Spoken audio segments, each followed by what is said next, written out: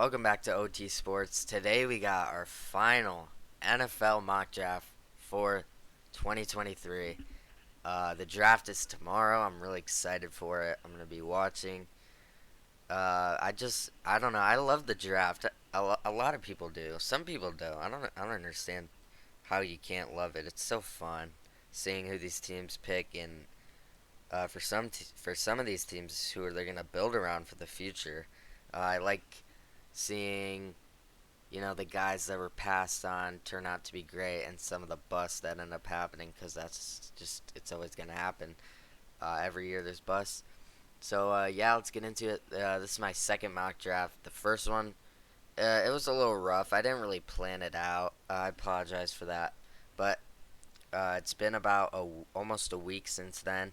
I've been watching some things, reading some things, looking at tape, looking at fits, and this is going to be a lot more in depth. I can't promise it'll be like super. I hope it doesn't go super long, but I think we should just get right into it.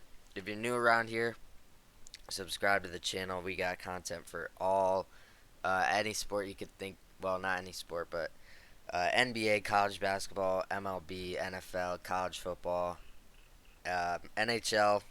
I not really, but uh, there's my Discord's in the description. If you want to join that, maybe if you know a lot about anything really, we'll be excited to have you there. You can appear on videos. We can debate things, talk about things. You maybe even if you don't want to do that, you can always just leave ideas or just join to support. Um, oh, and my Twitter is linked in the description. And we're doing this on pff.com. It's a really cool website. I'll link it in the description if you guys want to try out your own mock draft. But yeah, let's just get right into it. The number one pick, the Carolina Panthers have the number one pick acquired from the Chicago Bears in the DJ Moore trade.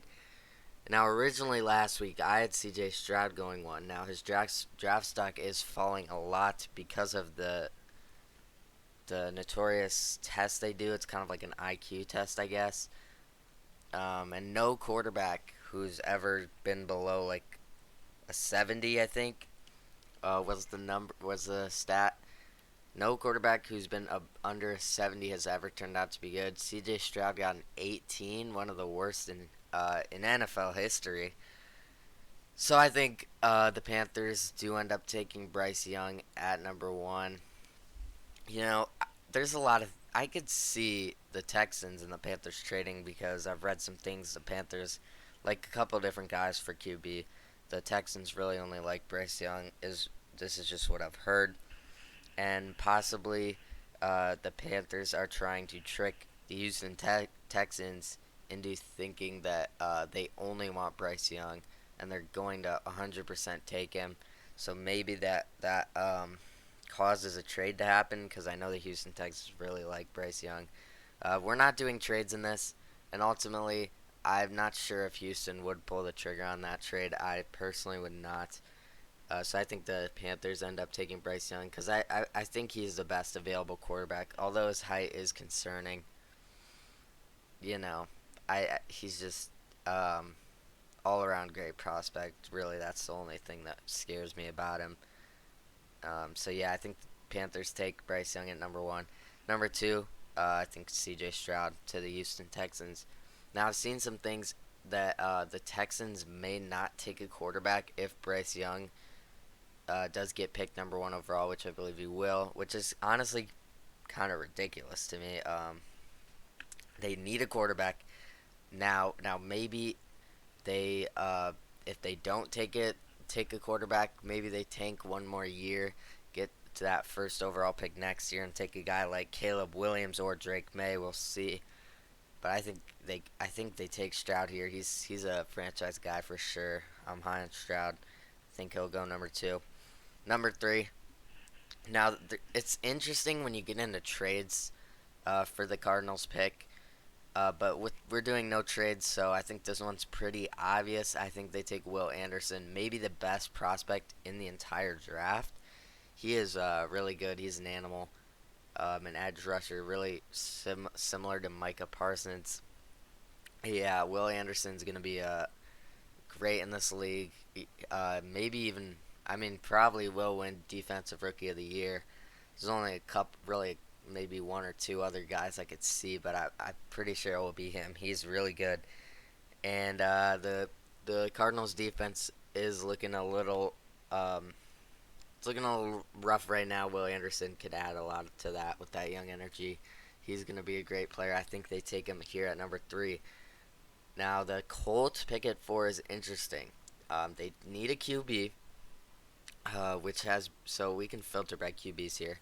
So these two are really the contendants here for the number 4 overall pick for the Colts to take.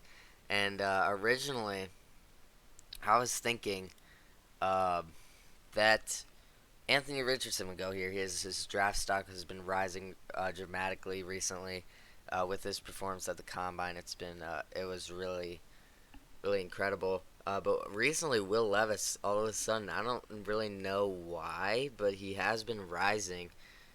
Some people are saying the Texans may take him at 2, which is, I don't know about that.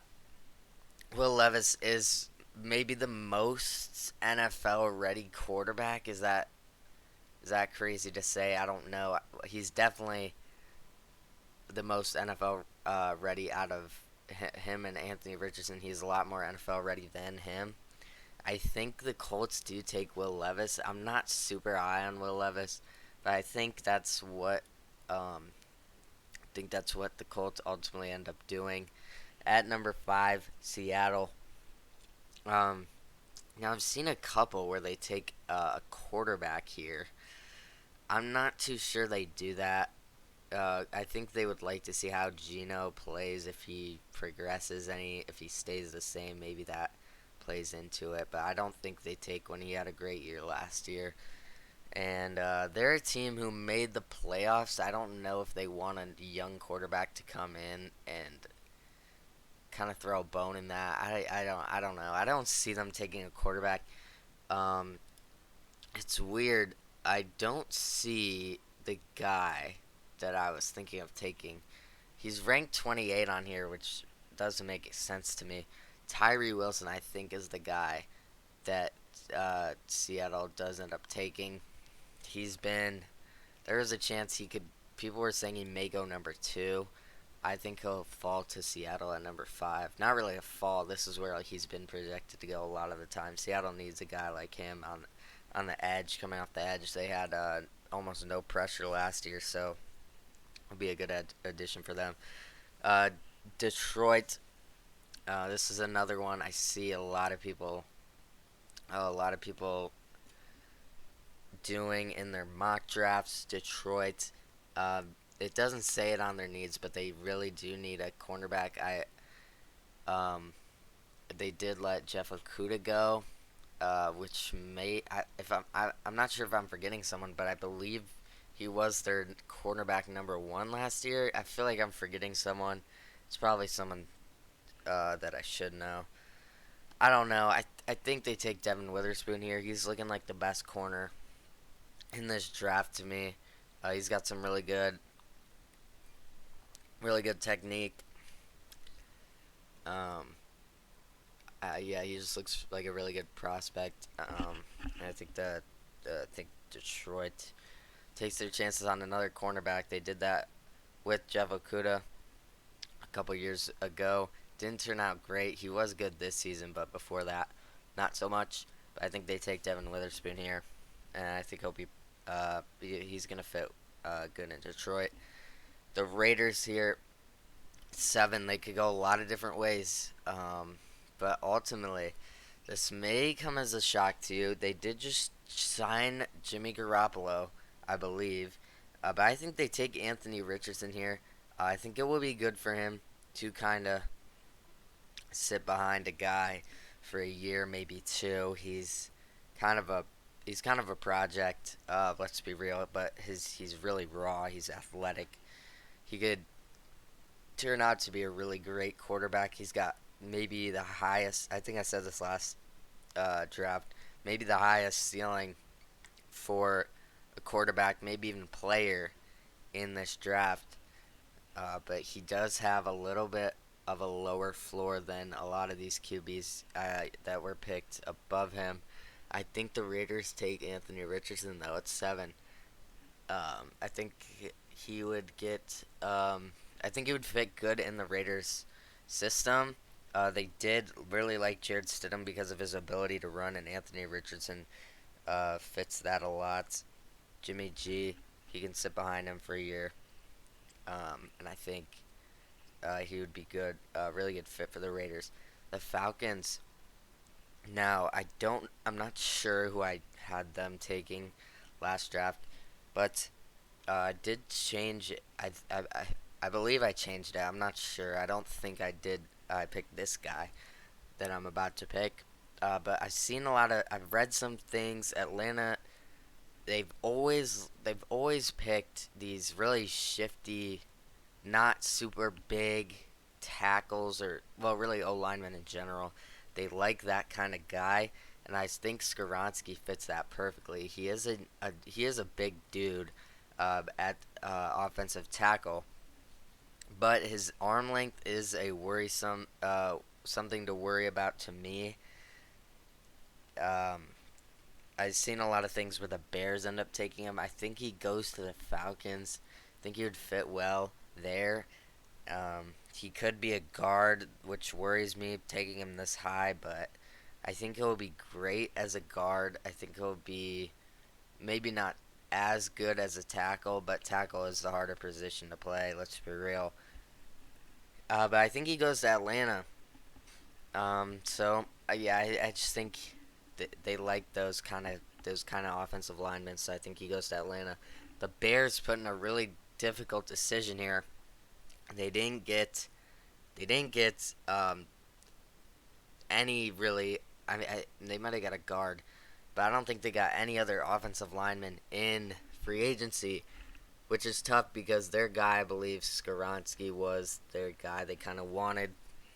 Um, I think they're put in a difficult spot here. They didn't address any of that offensive line issues that people were saying they were going to in the draft. They didn't do that in free agency, so I figured they would take a guy in the draft. But now that Skaronski's gone, it makes it a whole lot more difficult here. But I think at pick 9, with Skaronski off the board, you kind of just have to just take the best player available. And I think Jalen Carter does fall to the Bears. He was kind of the guy that if the Bears didn't pull off a trade, they were going to take number 1, which could be a huge trade win for the Chicago Bears if they do end up landing Jalen Carter all the way down at 9. Because basically, I mean, this was their guy at when they were at number 1. This was the guy who everybody was saying the Bears were going to take at 1. Then they did trade down, which a lot of people saw coming. But if the Bears can land Jalen Carter at 9, that would be a huge trade win for them. Basically, getting DJ Moore, and I believe they got 2 first, if I'm not mistaken. Basically, getting DJ Moore and 2 first for almost nothing, which is huge. Um, so I think Jalen Carter's fall ends here at pick 9 to the Bears. I'm not incredibly high on him. I think if he can figure out a lot of his issues, maybe he could be a great player. I think Eberflus would coach him up, and I think he would do really good in Chicago. They need D lineman. He's a really good one. Um, so I think the Bears take Jalen Carter. Eagles, another team who could do a lot of things here, but I think they take Bijan Robinson. He's just ridiculously good. Um, he is a running back, so that worries people to take him this high, but he is just so good. The Eagles need a running back after losing Miles Sanders, and I feel like Bijan Robinson would be uh, the next great running back in Philadelphia. So I think he goes there um, to help. Not help. Not help's not the right word, but to add on to the already stacked Eagles offense. If he goes there, this would just be um, yeah. So yeah, I think Philly takes Bijan Robinson. He is ridiculous. At 11, as much as I want Jackson Smith and Jigba to go to the Texans after they got C.J. Stroud, I think Tennessee steals them from Houston right before. I think this was the guy Houston kind of wanted. They need receivers. They need a lot of things, but they need a guy for their QB of the future to throw to. And I think they thought Smith and Jigba would be there, but I think Tennessee. I mean, you could see their needs: wide receiver and O line. They could take an O lineman here in Paris Johnson Jr. I wouldn't be shocked if they did that. Um, or they could take Darnell Wright even. But I think, um, I think he ends up going to Tennessee. Traylon Burks is a deep threat kind of guy.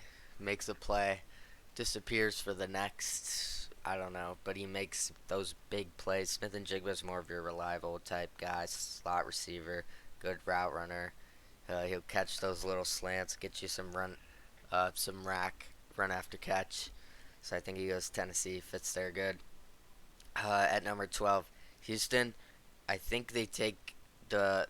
I think after their guy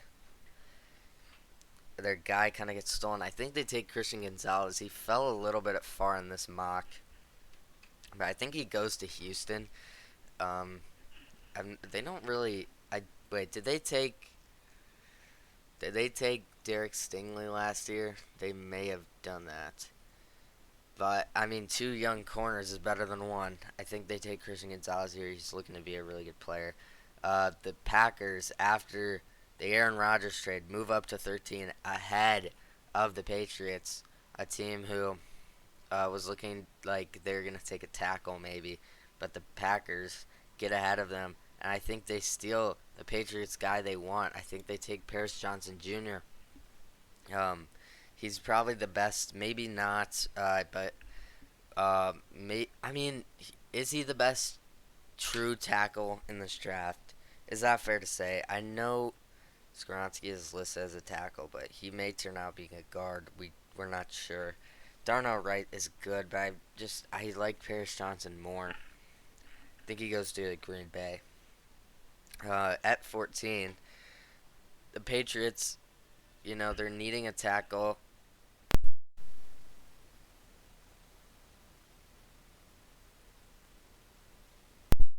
The Patriots needing a tackle,